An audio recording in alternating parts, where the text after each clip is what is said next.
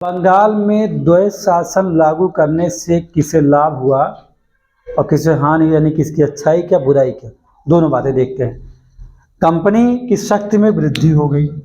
द्वैत शासन से लाभ क्या हुआ कि जो ब्रिटिश ईस्ट इंडिया कंपनी थी उसकी शक्ति में वृद्धि हुई। कैसे वृद्धि हुई?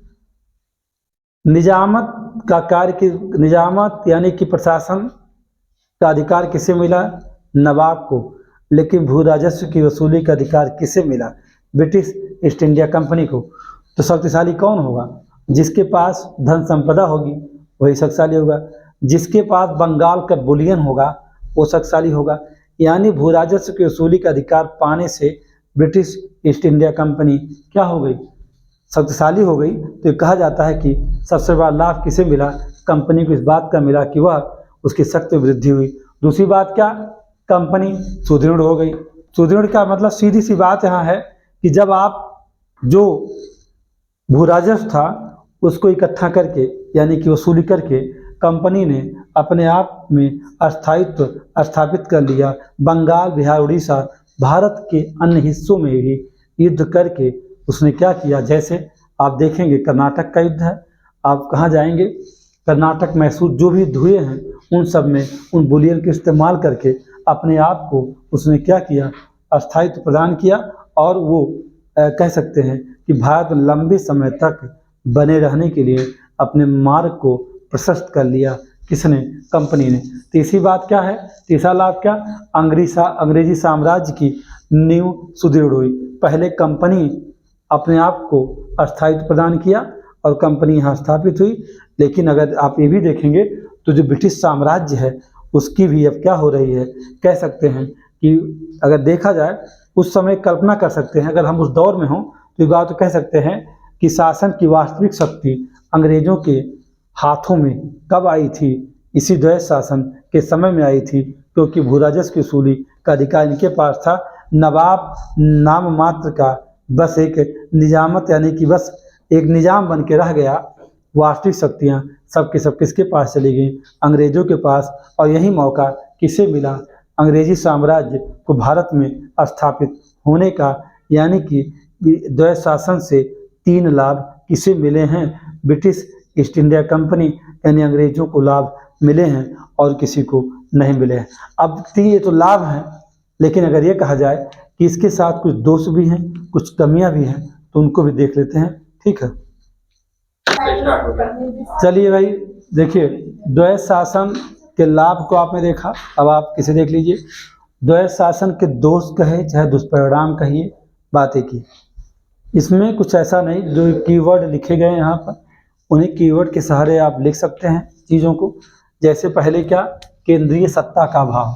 इस बात को आप समझ रहे होंगे कि केंद्रीय सत्ता का अभाव क्यों? क्योंकि बंगाल द्वैत शासन के लागू होने से किसी एक व्यक्ति का शासन बंगाल पर नहीं था, क्योंकि नवाब प्रशासनिक तरीके से शासन कर रहा था, प्रशासन को देख रहा था। वहीं ब्रिटिश ईस्ट इंडिया कंपनी भू राजस्व की वसूली कर रही थी, ना उसकी कोई जिम्मेदारी थी। अगर आप ये कह लीजिए कि अधिकारों एवं उत्तरदायित्व का पृथक्करण था, तो दूसरा कीवर्ड आपके लिए है।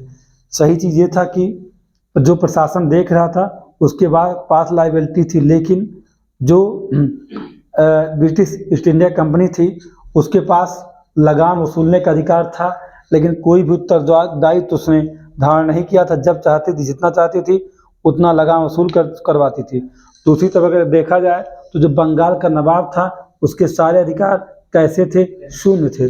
जब उसके अधिकार ही शून्य हैं तो जाहिर सी बात है अधिकारों एवं उत्तरदायित्व जो दिए भी गए ना, वो बहुत कम दिए गए दोनों को। इसलिए ऐसे कीवर्ड का आप इस्तेमाल यहाँ करके लिख सकते हैं। अब दूसरी बात है कि अगर प्रशासनिक जवाबदेही की बात किया जाए, यानी उत्तरदायित्व की बात किया जाए, प्रशासनिक जवाबदेही उत्तरदायित्व नवाब के ऊपर थोप दिया गया था, लेकिन उसके हाथ में ना तो धन था और ना ही सैनिक शक्ति थी। और इन दोनों के लिए उसे किस पे आश्रित होना पड़ता था? वो आश्रित होता था किसके ऊपर? ब्रिटिश ईस्ट इंडिया कंपनी के ऊपर आश्रित रहता था। सेना के लिए या कोई प्रशासन में सुधार करना चाहता हो या प्रशासन को सुचारू ढंग से चलाना चाहता हो तो उसे आश्रित किस पे होना पड़ता था? ब्रिटिश ईस्ट इंडिया कंपनी के ऊपर। तो इसलिए कि आप इस अगर सोचिए और समझिए तो यानी कि इन्हीं अधिकारों एवं किसे उत्तरदायित्व के पृथक्करण से जो नवाब था उसकी शासन में कोई रुचि ही नहीं रह गई। रुचि नहीं रह गई तो जाहिर सी बात है वो शासन करना नहीं, तो दोष ही दोष भरा है इसमें। इसका दुष्परिणाम कहिए या दोष कहिए, बात एक ही है। अब दूसरी बात क्या है, प्रशासनिक अव्यवस्था। प्रशासनिक अव्यवस्था क्यों हो गई थी? क्योंकि धन की कमी की वजह से जो नवाब था उस प्रशासनिक क्षेत्र को तो देख रहा था, जो उसे जिम्मेदारी दी गई थी, लेकिन अपने उत्तरदायित्वों का वैसा निर्वहन नहीं कर पाया जैसा उसे करना चाहिए था, क्योंकि धन उसके पास था नहीं, यानी वसूली कर नहीं पाता था। तो जाहिर सी बात है जो ग्रामीण थे, जो डाकू थे, सन्यासी थे, सब लोगों ने लूट खसोट शुरू कर दिया, यानी वो प्रशासन को सुव्यवस्थित चलाना ही नहीं चाहा धन के अभाव में। इसलिए क्या हो गया, प्रशासनिक अव्यवस्था उत्पन्न हो गई। सन्यासी भी चोरी करने लगा, डकैती करने लगा। तो अब आप इस बात को समझ सकते हैं कि जहाँ पर जिसकी जो जिम्मेदारी थी जो उसको वो नहीं निभा रहा है, या उसे जिम्मेदारियाँ उत्तरदायित्व कम दिए गए हों, तो जाहिर सी बात है कि वहाँ प्रशासनिक अव्यवस्था उत्पन्न हो ही जाएगी। आर्थिक अव्यवस्था पे मैं अभी इसके पहले चर्चा कर ही लिया हूँ, तो उसको आप वहीं से देख सकते हैं, समझ सकते हैं। क्योंकि जो कंपनी भू राजस्व वसूलती थी पहले शुरुआती दौर में, पहले वो वार्षिक भू राजस्व 8 लाख रुपए के आसपास लेती थी, लेकिन जब 1766 से 67 तक का समय आया तो उसने उस 8 लाख वार्षिक भू राजस्व को बढ़ा करके कर दिया 22 लाख रुपए। यानी कि इतनी वसूली, इतना अधिक वृद्धि कर दिया कि लोगों को लगान देने में समस्या आने लगी, और जो लगान किसान नहीं देना चाहते थे तो उसे ज़बरदस्ती ब्रिटिश ईस्ट इंडिया कंपनी के लोग क्या करते थे, छीन लेते थे। यानी ऐसा एक बात ये भी हो गया, छीन लेते थे तो किसान परेशान का शोषण हो रहा था। एक घटना और घट गई, 1770 में बंगाल में क्या आज गया था, अकाल पड़ गया था, यानी कि दुर्भिक्ष आ गया था। उसके आने से भी स्थिति और खराब हो गई। क्यों? क्योंकि प्रशासनिक जिम्मेदारी तो नवाब की थी, लेकिन भू राजस्व की जिम्मेदारी नहीं थी, और भू राजस्व की वृद्धि करके लोग इतना शोषण कर दिए कि आर्थिक व्यवस्था पूरी चरमरा गई। जैसे वर्तमान में हमारे देश में भी अर्थव्यवस्था की स्थिति अच्छी नहीं है, क्योंकि ये बहुत बड़ी खाई बनती जा रही है। गरीब और अमीर जो मध्यम वर्गीय परिवार था वो पूरी तरह उसे कोई रुचि नहीं है। उस सूरता में कहाँ जाऊँ, या तो गरीबी में चला जाऊँ या मैं कहाँ चले जाऊँ, अमेरिका में जा नहीं पा रहा है। लोगों ने कहा गरीबों को गरीबी मत समाप्त करो। भारत के किसी नेता ने कभी कहा था कि गरीबी को नहीं समाप्त करेंगे, गरीबों को ही समाप्त कर देंगे। गरीबी नहीं मिटाएंगे, गरीबों को समाप्त कर देंगे। तो उनके उस नारे को वर्तमान जो परिदृश्य है, इससे अब वर्तमान में क्या चल रहा है कि उन नारे को एडाप्ट कर लिया। इस समय में जो भी है, नाम नहीं ले रहे हैं किसी का, वो एडाप्ट कर लिया। तो कर क्या रहा है, गरीबों को समाप्त कर रहा है, गरीबी नहीं। यानी जो मध्यम वर्ग का परिवार है, मध्यम वर्गीय परिवार है, वो मध्यम वर्गीय फिनिश हो जा रहा है। वो कहाँ जा रहा है, गरीब बनने जा रहा है, और जो गरीब था वो समाप्त हो जा रहा है। यानी अब देश में कोई गरीब हमारे यहाँ नहीं है। अब हमारे यहाँ गरीब बिल्कुल नहीं है, क्योंकि मध्यम वर्ग गरीब हो रहा, तो मध्यम वर्ग कभी गरीब था नहीं, वो तो सामान्य स्थिति में ही है। और जो अमीर है वो अमीर रह गया, यानी कि एक वर्ग का समापन हो गया। जब कभी भी टैक्स बढ़ाया जाएगा और इनकम कम हो और टैक्स अधिक हो, तो जाहिर सी बात है वहाँ पर आर्थिक अव्यवस्था उत्पन्न होनी है, और ये काम अंग्रेजों द्वारा किया गया था। ऐसा करने से क्या हुआ कि जो व्यापार है ये पूरा चौपट हो गया। किसानों ने पैदावार करना बंद कर दिया, यानी वाणिज्य व्यापार का ह्रास शुरू हो गया।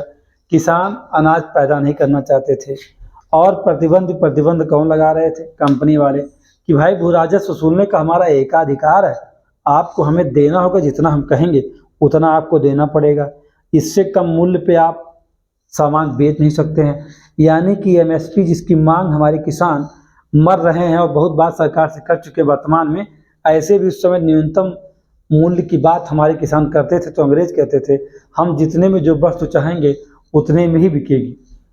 तो इसलिए किसानों की वहाँ भी रुचि नहीं रही उत्पादन में। तो जाहिर सी बात है कि घाटा किसे उठाना पड़ा, व्यापारियों को।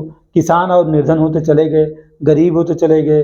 अब कंपनी के कर्मचारियों के व्यक्तिगत आय में तो वृद्धि हो रही थी, लेकिन कंपनी को घाटा भी हो रहा था, क्योंकि उत्पादन किसान कर ही नहीं रहे हैं। तो इस तरह बंगाल में वाणिज्य और व्यापार दोनों का हरास होना शुरू हुआ, जिसमें कंपनी को भी बहुत घाटा हुआ और कंपनी अंत में जाके क्या बन गई थी, दिवालिया।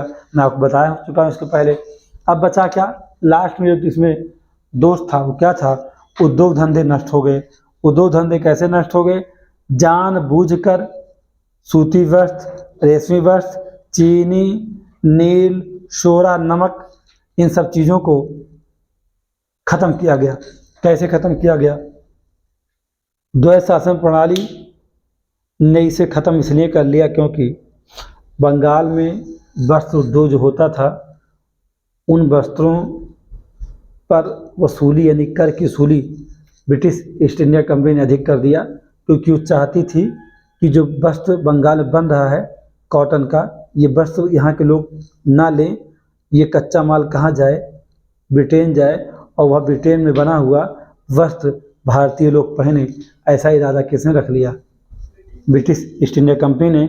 इसलिए उसने इंग्लैंड का वस्त्र व्यापार भारत में पनप सके, इसलिए उसने जानबूझकर सूती वस्त्र जो उद्योग था उसे नष्ट करने का प्रयास करना शुरू कर दिया था।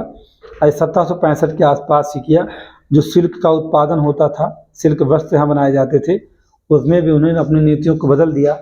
ब्रिटिश ईस्ट इंडिया कंपनी ने अपने वस्त्रों को भारत में चलाने के लिए, या कह सकते हैं लंदन के वस्त्र उद्योग को भारत में आगे बढ़ाने के लिए, इन लोगों ने जितने भी उद्योग लगे थे उन उद्योगों को नष्ट करना शुरू कर दिया।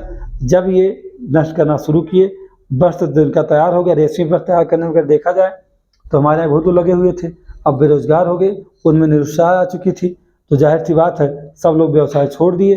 तो दो धंधा नहीं चल रहा है, कीमत नहीं मिल रही है, सामान तो बना रहे हैं लेकिन कपड़े की कीमत नहीं पा रहे हैं, वहाँ छोड़ दिए, वो निरुत्साहित हो गए और जा करके कोई किसान, कोई मजदूर, कोई डाकू, सन्यासी, सब लोग मिल करके फिर क्या किए, विरोध करना शुरू किया। लेकिन विरोध का कोई मतलब नहीं है।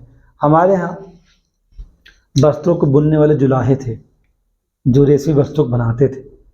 ब्रिटिश ईस्ट इंडिया कंपनी ने उन जुलाहों का अंगूठा ही कटवा दिया। बिना अंगूठे के हैंडलूम नहीं चलता। उन लोगों ने क्या किया, जुलाहों का अंगूठा कटवा दिया ताकि वो वस्त्र बना ही ना पाएँ। अगर वस्त्र नहीं बना पाएंगे तो यह उद्योग अपने आप नष्ट हो जाएगा। इतने खतरनाक थे अंगूठा, जैसे कि एकलव्य का अंगूठा द्रोणाचार्य ने कटवा लिया था अर्जुन को दुनिया का सबसे धनुर्धारी बनाने के लिए, वैसे ही ब्रिटिश हुकूमत ने अपने वस्त्र उद्योग को, सिल्क रेशम के उद्योग को, वस्त्रों को भारत में मांग के लिए और उद्योग को पनपने के अवसर देने के लिए इन लोगों ने जुलाहों के अंगूठों को भी कटवा लिया। छोड़ा नहीं, यही धीरे धीरे क्या हो गया, कंपनी का भी अब नुकसान हो रहा है। ऐसा मत सोचिएगा, बंगाल के लोग तो शोषण हो ही रहा, वो नुकसान में जा रहे हैं, लेकिन साथ ही साथ किसको नुकसान हुआ, कंपनी को भी नुकसान हुआ। और इसीलिए फिर द्वैत शासन का अंत किया जाएगा। 1773 एक्ट के तहत वारेन हेस्टिंग भी आएगा। वारेन हेस्टिंग विचार व्यक्त करेगा किसे अंत करवाने के लिए, द्वैत शासन को, क्योंकि इन कमियों को देख करके और द्वैत शासन का अंत करवा देता है। अब तक हमारे द्वारा जो भी लेक्चर दिए गए हैं बंगाल को लेकर के, लगभग चीज़ों को कवर कर दिया गया, कुछ बचा नहीं है। एक सवाल अब इसमें बंगाल के संदर्भ में क्वेश्चन आंसर आपको सॉल्व करवाना है मुझे। मैं 2-4 क्वेश्चन जो भी हैं अपनी तरफ से बना करके भी, और जो पहले पूछे गए एग्जाम में उनको भी मैं बहुत जल्द सॉल्व करवा दूंगा। तब तक आप क्या करिए, इन सारे वीडियोस को देखिए और नोट्स अपना मेंटेन करिए, क्योंकि आपको 1 से 2 सवाल एक सप्ताह के अंदर मिलेंगे और उसका आंसर आप लिखेंगे, उस टेलीग्राम पे शेयर भी करेंगे हमारे। ये आपकी जिम्मेदारी होगी। कम से कम ये पता लगेगा कि आपने मेरी बात को कितना समझा है, और इससे ये भी आपके अंदर चीज़ें जो अभ्यास की हैं वो कंप्लीट हो जाएंगी, क्योंकि आंसर राइटिंग जो नहीं करते हैं वो सिलेक्शन से बहुत दूर रहते हैं। इस बात को बखूबी समझिएगा। कहने से सिर्फ कुछ नहीं होता है।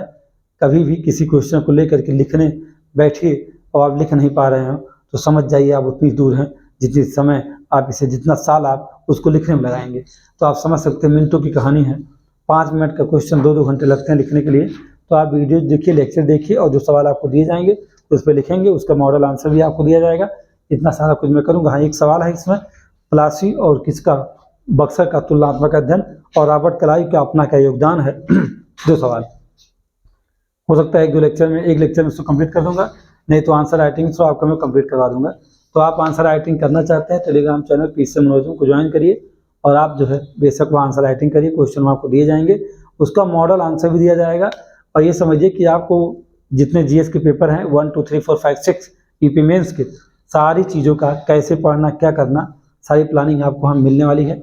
और जो भी लेक्चर दे दिए जाएंगे उससे संबंधित मेंस का जो भी सवाल होगा आपको मिलेगा, जो प्री का क्वेश्चन होगा उसका टेस्ट पेपर भी आपको वहाँ मिल जाएगा। हाँ, दूसरी बात है कि अगर आपको सारे लेक्चर आप देखते हैं, आपको अच्छा लगता है बुरा लगता है जो भी लगता है, आपका सुझाव हमें स्वीकार है, अच्छा सुझाव या बुरा सुझाव जो भी आप देना चाहें आप दे सकते हैं, सुझाव देंगे, कुछ न कुछ जरूर परिवर्तन होगा उसमें।